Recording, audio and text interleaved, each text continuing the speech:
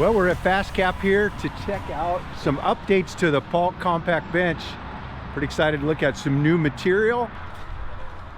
All right, look who it is.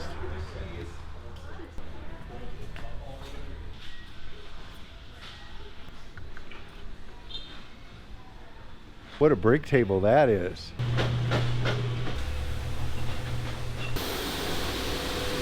How's it going?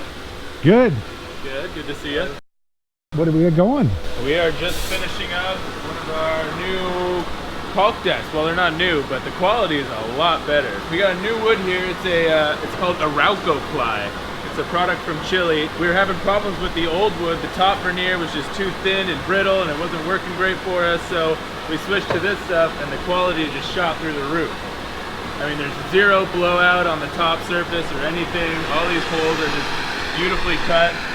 We started sanding all the sides and getting it all perfectly smooth. We even routed the inside edges of these side pieces now.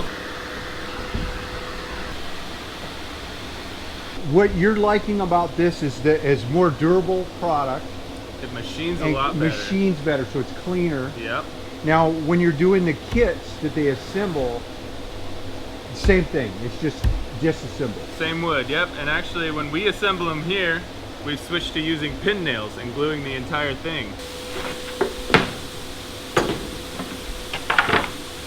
I like the way the CNC can pre-drill those holes. It drills 8 holes in each corner, but there's only 4 that you screw into. This side uses these ones, and this side uses these ones. And if you get off a little bit, you'll see there's 2 holes, but there's not 4.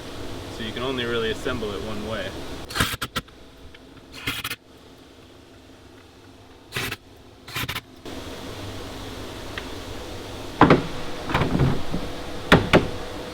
So even when you're shipping them, that's how you ship them? That's how we ship them. We zip tie them to the top.